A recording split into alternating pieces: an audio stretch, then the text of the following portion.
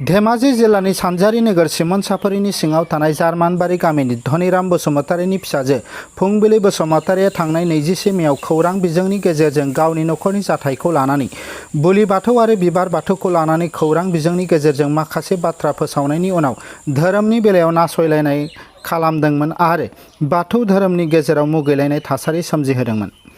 दिनै गावनि गोरोन्थिखौ बुजिनानै धेमाजि जिल्लानि गासै माहारियारि आफाद दुलाराय बाथौ आफाद आरो गासै बर' रायजो राजाफोरनियाव खौरां बिजोंनि गेजेरजों निमाहा बिबाय। आंनि मुङा फुंबिलि बसुमतारी। दाख्लै बावैसो थांनाय 21 मेआव आं चिरां डिस्ट्रिक्टआव थानानै मिडियायाव होनाय जादोंमोन। बे बाथ्राखौ आंनो आइया खिन्थाहरदोंमोन न'निफ्राय। जोंनि न'खरखौ न' बुसिनानै होखारहरनो बुंदोंमोन। बेहाय गामि गैया, रायजो गैया, रायजो नङा। बेहाय सासे सानै मानसिसो बुंदों। दायना अजा जेनेबा दायना अजा बिदिनो न' बुसिना होखारहरगोन होननायखौ सानैसो मानसियासो बुंदों। नाथाय बेहाय आं रायजो बुंनाय जादोंमोन। रायजोआ नङा, सासे सानै मानसियासो न' बुसिना होखारहरगोन बायदिसिना बाथ्रा बुंदों। आं रायजो बुंदोंमोन, बे आंनि गोरोन्थि। बिनिखायनो आं रायजोनिसिम निमाहा बिबाय आरो आं जोंनि सिमोनसाफुरि सानजारि नोगोरनि आफादफोरनिसिमबो निमाहा बिबाय। आं दाख्लै जा माबाफोर गोरोन्थि बुंफ्लांदोंबा आं निमाहा बिबाय। दिनैनि सावरायलायनाय हाबाफारियाव सिमोन दखरा दुलाराय बर' फरायसा आफाद, धेमाजि जिल्लानि खौसेथि बर' सुबुं आफाद, आइजो अनसाय आफाद, सिमोन दखरा दुलाराय बाथौ गौथुम आरो दुलाराय गुदि बाथौ आफादनिफ्राय 24 सुबुंफोर आरो गासै माहारियारि आफादफोरा जार्मानबारि गामिनि रायजो राजाफोरखौ लानानै धनिराम बसुमतारिनि नखरनि जेंनाखौ सावरायलायनायनि गेजेरजों मोजां थासारियाव लानानै फैयो।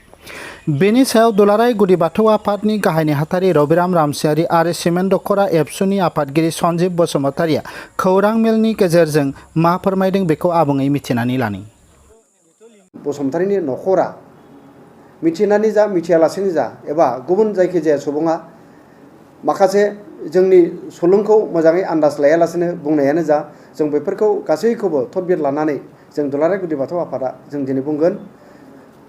जोंनि बे सानजारि नोगोराव बुंनो थाङोब्ला बे सानजारि नोगोरनि गुबुन गुबुन जोंनि बर' माहारियारि आफादफोरनि जायफोर दैदेनगिरिफोर दङ, बेवहाय बिथांमोननि बुंथेनायजों जों मिथिनानै मोनबाय जे जों ससियेल मिडियायाव खोनानाय बादि एबा मिथिनाय बादि बेबादि बेवहाय बिदि बेले बेजे जेबो जायाखै। एसे माबा मोनसे जादोंमोन, नाथाय बेबो बांद्राय बेबादि जों गुबुनफ्रा खोनानाय बायदि नंद्राया बेवहाय। बेनिखायनो जों दिनैहाय जार्मानबारि गामियाव जेरैबायदि आगोलाव जेरैबायदि गोजोन थासारि दंमोन, बे दिनैनिफ्राय आरोबाव बेखौ गोख्रोंसिनै गोजोन थासारिया सोलिगोन एबा जाबाय होननानै जों दहाय जों गावनो मिथिबोबाय। दा बिदिबा रायजो राजायाबो दिनै दिपालि बसुमतारी आरो धनिराम बसुमतारीनि नखरखौ अननायजों बिथांमोनाबो बजबदों। आरो बेहायबो जों सानबाय दुलाराय गुदि बाथौ आफादा गुबुन गुबुन आफादफ्रा जेबादि बे जेंनाखौ सुस्रांनायाव जेबादि मदद खालामदों, जों दिनै बे समाजारि बिजोंनि गेजेरजोंनो सिमोन दखरा एबसु लोगोसे गुबुन गुबुन आफादनि गासै बिबानगिरिफोरखौबो जों दिनै जोंनि बे जेंनाखौ सुस्रांनायनि बेलायाव जाबादि मदद आरो थुलुंगा होबाय, बिथांमोना जेबायदि बाहागो लाबाय, जों दिनै बे समाजारि बिजोंनि गेजेरजोंनो बिथांमोनखौ गासैखौबो जों बाख्नायगोन आरो साबायखर होगोन। जों मिजिंथिदों बेबादि थासारिया जेबायदि गुबुंले थासारिया माबा मोनसे जाथावै समाव जानो नागिरोबा एबा जायोब्ला जों बेखौ रावबो लाइ होआ आरो दुलाराय गुदि बाथौ आफादा बेबादि थासारिखौ जों माब्लाबाबो लाइ होआ। बे लेखायै गुबुन गुबुन आफादफ्राबो जेबायदि दिनै एकमत जादों जे जेखिजाया माबा मोनसे जाथावै जाथाय सोमजिनो नागिरबा बेखौ जयैनो बयबो हेफाजाब होलायनानै रायलाय होनलाय जेंनाफोरखौ सुस्रांनो थाखाय जों बयबो दिनै थियारि जादों। आरो बे बिथिङाव दिनै सानजारि नोगोरनि गासैबो बर' माहारियारि आफादनि दैदेनगिरिफोरा दिनै जेबादि थुलुंगाजों जार्मानबारि जेंनानि जेबादि मोनसे थासारिमोन, जेखौ जों जेंना होननानै सानदोंमोन, बे जेंनाखौ गैया खालामनानै जेबादि दिनैनिफ्राय आगोलनि बादिनो जे मोनसे गोजोन थासारि लाबोदों, बेवहाय जों दिनै जोबोद गोजोनदों। आरो जों सानदों जों जा थांखि एबा नोजोरखौ लानानै गोजोन मोनसे दावबायनाय हाबाफारि लाबोदोंमोन, दिनै जों साक्सेस जाबाय। आरो बे साक्सेस जानायनि आन्दोआवनो धेमाजि जिल्लानि सिमोनसाफुरि हालामनि दुलाराय बर' फरायसा आफाद एबा गुबुन गुबुन आफादनि गासै दैदेनगिरिफोरनि बे मोनसे मैखोम बिहोमा होननानै जों बुंनो नांगोन बिथांमोननि हेफाजाब आरो थुलुंगानि गेजेरजोंनो बे थासारिया दिनै गुबुंले थासारि जानो नागिरनाय बे मोनसे थासारिखौ जों दिनै गैया खालामनो हादों। बे दिनै प्रेस मिटनि गेजेरजों बेखौनो फोरमायगोन आं सिमेन्ट नखरा दुलाराय बर' फरायसा आफादनि जानानै बेयावहाय मायाबा मोनसे देरहानाय मायाबा मोनसे गोजोननाय बिदि जेबो फिलिंस मोनाखै जिहेतु बेयावहाय जेबो प्रब्लेमानो क्रियेट जाखायाखै। दखरा आफादनि जानानै आं बेखौसो बुंगोन जे थांनाय समावबो आङो माखासे खौरां बिजोङाव बेले बेजे सोमजिनाय जाथायनि सायावहाय आं बेखौनो बुंखादों।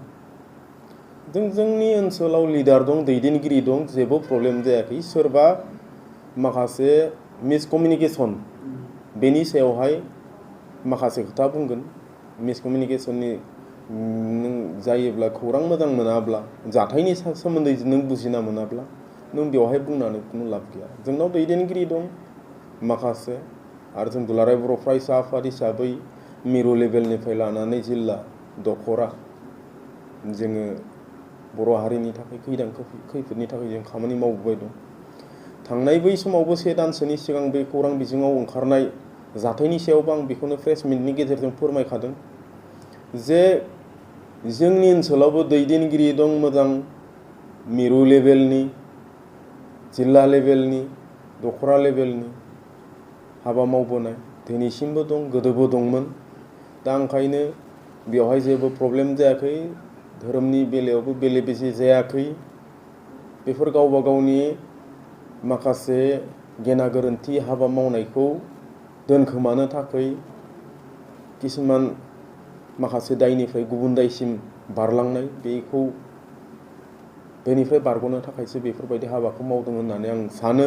ओंखायनो आं बै समावबो बुंखादोंमोन जोंनि माखासे बर'नि दैदेनगिरिफोर दं बेफोरखौ फैनानै नायफैजागोन सुलु लाफैजागोन नायगिदिंफैजागोन। बेबायदिनो गमामायैनो दिनै गुदि बाथौ आफादनि मिरुनि दैदेनगिरिफोरा दिनै दंफैयो। बिथांमोना फैनायजों लोगोसे जों सावरायलायदों सावरायलायनायनि गेजेरजों बिथांमोना दिनै मोन्थिना मोनदों गोरोन्थिया बहा दंमारो। नोंथांमोननिफ्राय माबा खावलायगोन गासैखौबो जोंनि बर' हारिखौ जोङो बर' हारि हिसाबै जोङो जोंनि गुबै धोरोम होनोब्ला जों बाथौआनो। दा बेवहाय बाथौनि अनगायैबो जोंनि बर' हारिनि बा बर' हारिया गुबुन गुबुन धोरोमावबो दङ सतसंगि ख्रिस्टान ब्रह्म माखासे गोबां धोरोमाव दङ गोसारनानै। दा ओंखायनो आं बेखौनो खावलायगोन जे धोरोमनि बेलायाव दाङाबाजि जानो नाङा गावजों गाव मोनसा मोनसि मोनलायनाय सोरखौबा उन्दै गेदेर सानलायनाय मोनसा मोनसि बेफोर थानो नाङा। इसोरखौ जिखौ गाबज्रिगोन नों बेखौनो मोनगोन। बेखौ लानानै सोरखौबा सोंखारिनाय सोरखौबा माबा मोनसे कन्ट्रभारसि खालामनाय बेफोरनिफ्राय गोजानाव थानांगौ। दा हारि हिसाबै हायोब्ला जों बर' हारि हिसाबै जोङो बर'नि गुबै बाथौ धोरोमाव जोङो बेवहाय थानानै जोङो धोरोमखौबो गाबज्रिनाय बे धोरोमखौबो फोसावनाय बे हाबाफारिखौ मावोब्ला बेटार जायो आं बेखौ सानो आरो।